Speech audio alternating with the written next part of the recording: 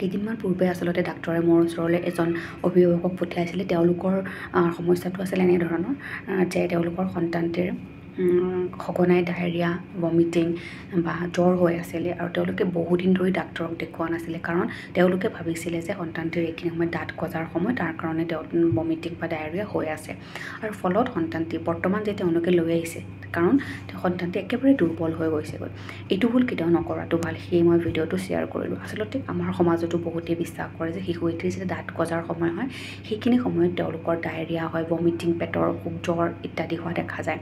কিন্তু বিশেষজ্ঞসকলৰ মতে এই শুদ্ধ নহয়, কাৰণ যিটো দাঁত গজাৰ যিটো প্ৰচেছ, সেই প্ৰচেছটো দীঘলীয়া হয়। এদিনতেতো দাঁত গজি নাহে, সেইটো 6 মাহৰ পৰা 2 বছৰলৈকে বা কিছুমানৰ তাৰ পিছলৈকো দাঁত গজাৰ যিটো প্ৰচেছ চলি থাকে। তো এইখিনি সময়ত আচলতে ল'ৰা ছোৱালীৰ সঘনাই যিটো 6 মাহৰ পৰা 2 বছৰ, এই সময়ছোৱাত সঘনাই তেওঁলোকৰ পেটৰ অসুখ, জ্বৰ বা ভমিটিং এনেকুৱা ধৰণৰ সমস্যা হোৱা দেখা যায়। ইয়াৰ কাৰণ দাঁত গজাৰ কাৰণে নহয়, ইয়াৰ কাৰণটো এইটো কাৰণে যে এইখিনি সময়ত আপোনালোকে সকলোৱে ন'টিছ কৰিছে যে আপোনালোকৰ সন্তানটোৱে যি বস্তু পায় মুখলৈ লৈ যায়।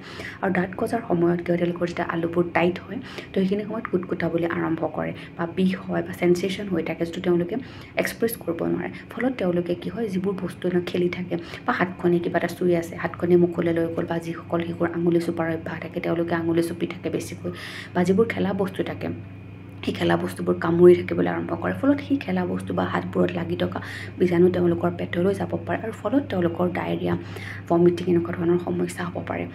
কিন্তু এইটো সঁচা যে এইখিনি সময়ত ল'ৰা ছোৱালীবোৰ খিংখিঙীয়া হয়, খঙাল হয় আৰু তেওঁলোকৰ অলপ চলপ জ্বৰ হ'ব পাৰে।